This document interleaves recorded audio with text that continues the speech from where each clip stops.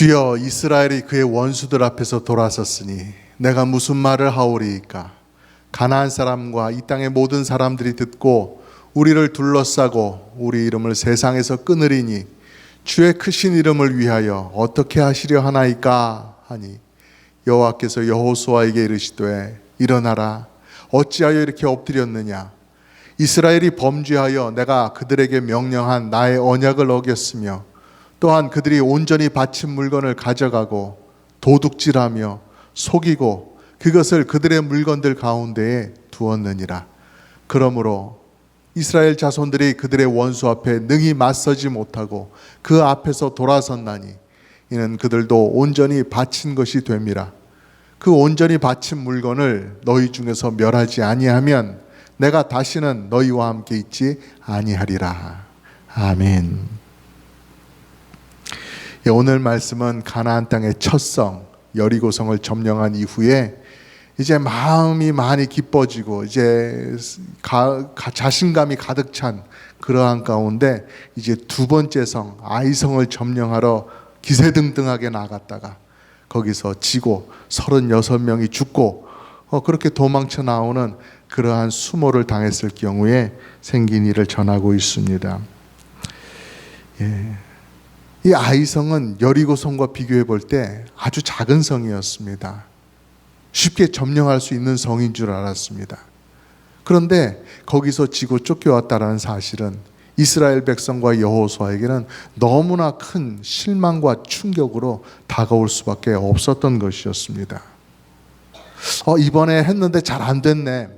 다음에 또 해보지 뭐. 다음에 하면 잘할 수 있을 거야. 이런 식으로 접근하는 문제가 아니었거든요. 이 가나안의 점령이라고 하는 것, 이것은 이스라엘 백성들이 얼마나 힘있게 싸우느냐, 얼마나 전투력이 좋은가, 이런 것에 달려있지 않은 것이었거든요. 하나님께서 가나안 땅 족속을 몰아내고 그 땅을 이스라엘 백성들에게 주겠다라고 약속하신 그 하나님의 뜻에 근거하고 있는 전쟁이었습니다. 하나님께서 주겠다고 하신 그 말씀을 내가 믿음으로 받고서 끝까지 믿고서 나아가면 그 땅을 얻게 되는 바로 그러한 일이라는 것입니다. 내가 잘 싸워서, 내가 훌륭해서, 내가 강해서 얻는 땅이 아니라는 거예요. 그렇지 않고 이스라엘 백성들이 그냥 자기들의 힘으로 충분히 얻을 수 있는 땅 같았으면 왜 여호수아 1장에서 보는 것처럼 여호수아와 백성들이 전쟁을 앞두고서 마음에 불안했겠어요? 왜 두려웠겠어요? 왜 전쟁을 한다는 것이 마음에 부담감으로 다가왔겠어요? 그리고 또 하나님은 뭐하러 여호수아와 백성들에게 담대해라. 내가 너희에게 이 땅을 주었다. 내가 너희와 함께 있을 것이니 너희들은 걱정하지 마라. 왜 이런 약속과 이런 위로를 자꾸 여러 번 다짐을 하시겠어요? 이스라엘 백성들이 육신의 힘으로 얻는 땅이 아니기 때문에 그들은 요단강을 건너고 나서도 뻔히 가나안 땅에 들어왔음을 알고도 그 가나안 백성들이 그 앞에 있는 것을 보면서도 할례도 행하고 유월절도 지키고 그랬단 말이죠. 그리고 하나님께서는 여호와의 군대 장관을 보내어 주셨어요. 그렇기 때문에 승리를 이스라엘 백성들이 확신했던 것이죠. 그런데 아이성 전투에서 패배하게 됐으니 그 충격과 실망 속에 하나님께 질문하지 않을 수가 없었던 것이었습니다. 여호수아가 하나님 앞에 뭐라고 아뢰고 있습니까? 주여, 이스라엘이 그의 원수들 앞에서 돌아섰으니 내가 무슨 말을 하오리이까? 이렇게 울부짖고 있습니다. 원수들 앞에서 우리의 군대 이스라엘 백성들이 돌아섰다라는 것입니다.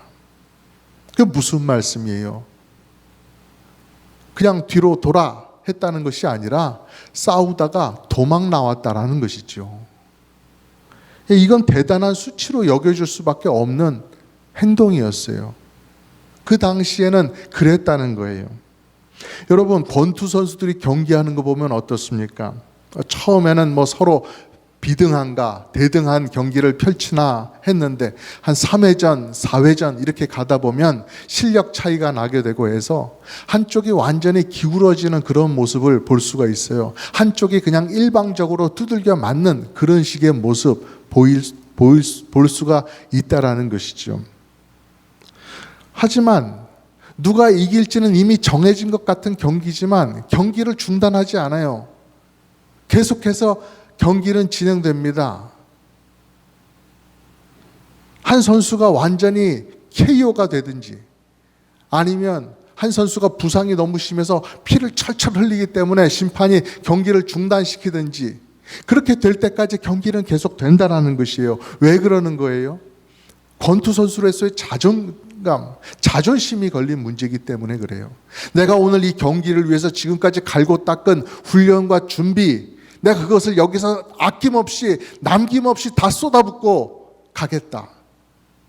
경기가 끝날 때까지 나는 나의 모든 것을 보여주고 그렇게 저 선수와 경기를 벌이겠다라는 것 아니겠습니까? 그리고 또 그렇게 하는 것이 그들을 지켜보면서 응원하고 있는 관중들에 대한 보답이기도 하고요. 그러니 아무리 지금 두들겨 맞고 있고 지금 상대가 안 된다 할지라도 나 아파요. 경기 그만할래요. 나 집에 갈래요. 이럴 수가 없다라는 것입니다. 이렇게 앞에 서 있으면 자꾸 맞는다고 할지라도 이렇게 돌아서 가지고 그냥 그 링을 막 도망 다니면서 그런 모습을 보여줄 수는 없다라는 것이죠. 운동 경기에 나서는 선수들도 이러한데 하물며 전쟁에 나간 군사들이 등을 보이고 도망 나왔다라는 것, 이건 정말 있을 수가 없는 일이라는 사실입니다. 그러니 그렇게 큰 수치를 겪었던 전쟁터이기 때문에 그래서 여호수아가 그렇게 말하는 것입니다. 내가 무슨 말을 하오리까? 너무나 기가 막혀서 너무나 참담해서 어안이 벙벙해서 할 말이 없다라는 것이죠. 제가 도대체 무슨 말을 할 수 있겠습니까? 라는 것이죠. 그런데 여러분, 가만 생각해 보면 그 3,000명이나 되는 군사들이 전쟁을 하러 나갔다가 돌아올 때에는 등을 보이고 안 되겠다 하고 도망쳐 나올 때에는 그렇게 하고 싶어서 그랬겠습니까? 이것이 정말 부끄러운 일인 줄 모르기 때문에 그렇게 했겠어요? 그들도 다 알았습니다. 이것이 부끄러운 줄 알았어요. 그럼에도 그럴 수밖에 없었어요.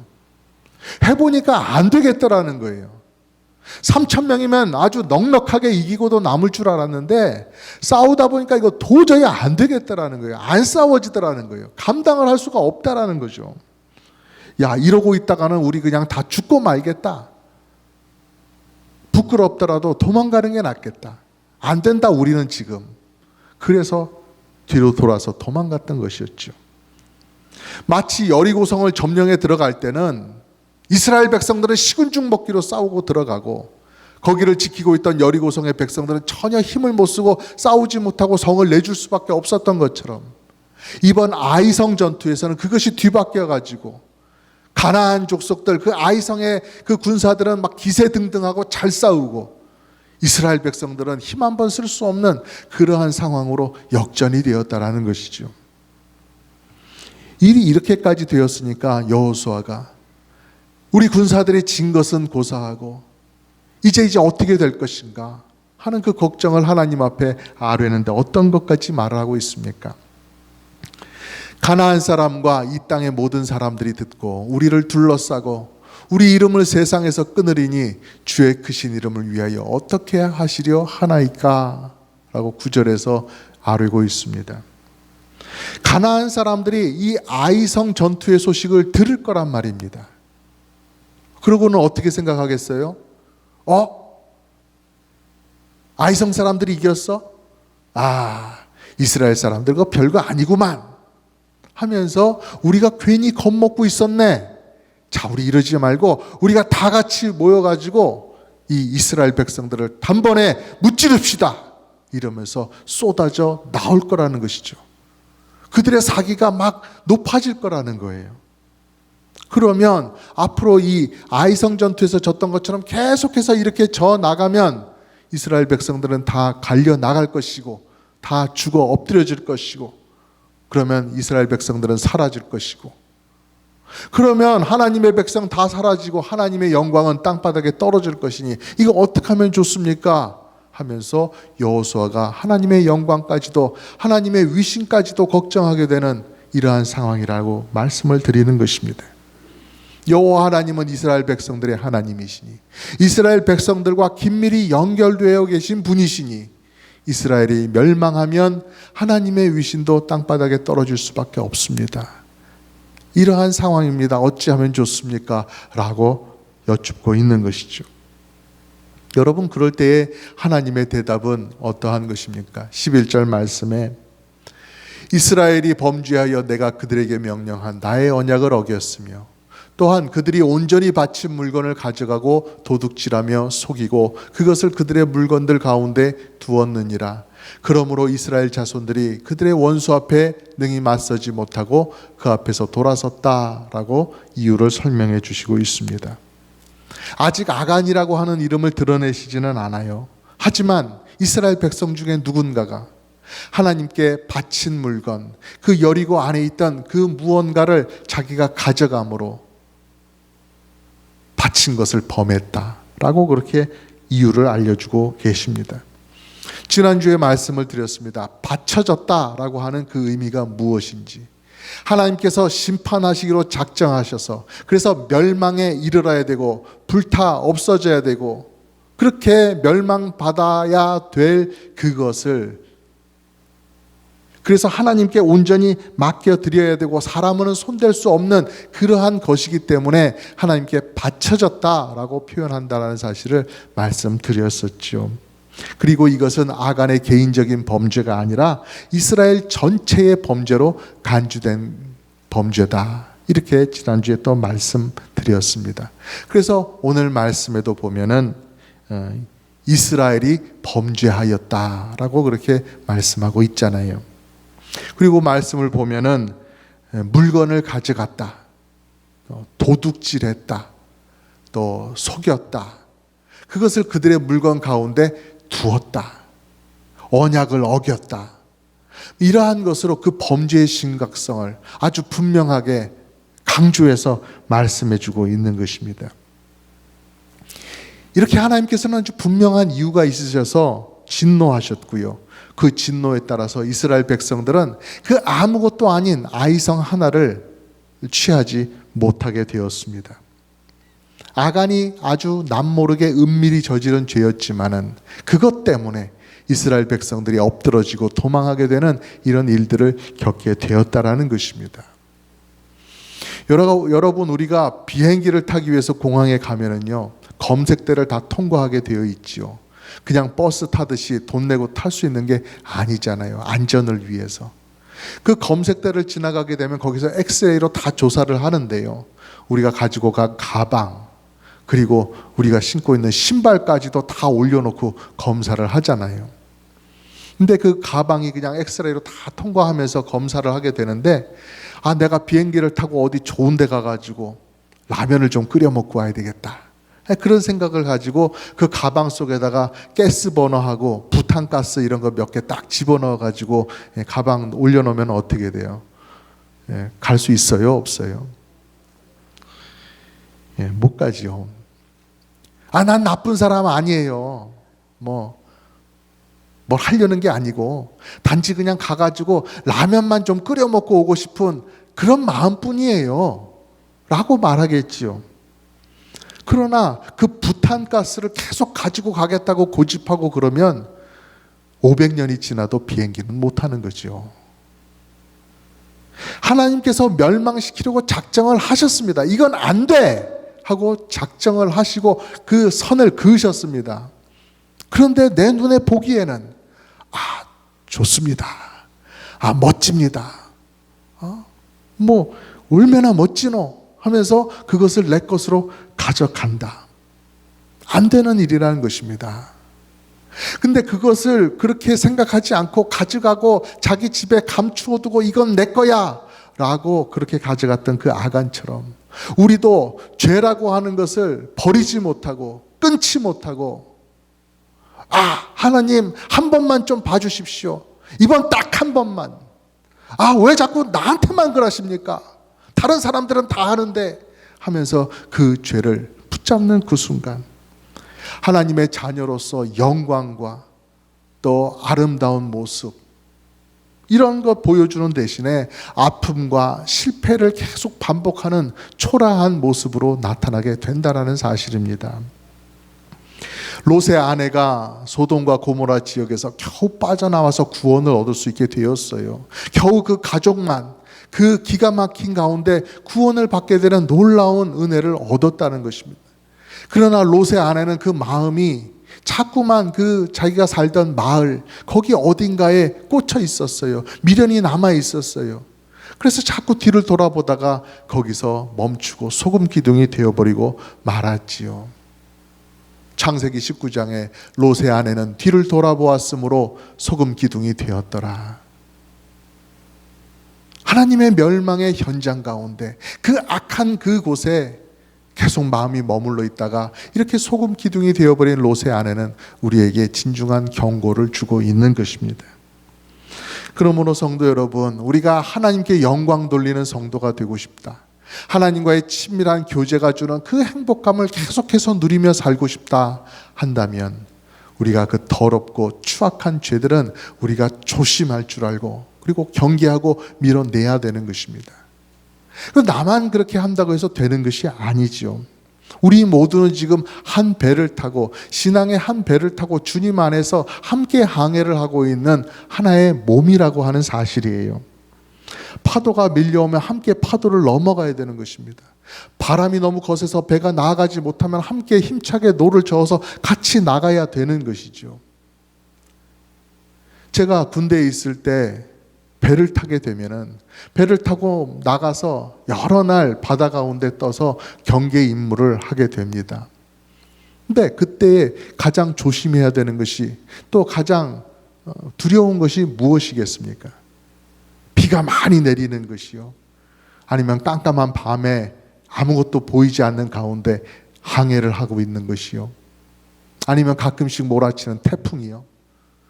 태풍이 몰려와가지고 막 배가 그냥 좌우로 정신없이 앞뒤로 막 흔들리고 올라갔다가 내려갔다 하면은 정말로 두렵습니다. 그런 험한 날씨 속에서, 그런 험한 바다 속에서 그렇게 있다라는 것이 정말로 두려워져요. 근데 그거보다 더 중요한 일은 무엇이냐? 배 안에 누군가가 아파서 쓰러지게 되는 것이 정말로 무서운 일입니다. 그 한 사람이 며칠 동안 아프다가 일어나는 것으로 끝나면 좋은데 그것이 아니라 그 병이 옆 사람에게 퍼지는 것이죠.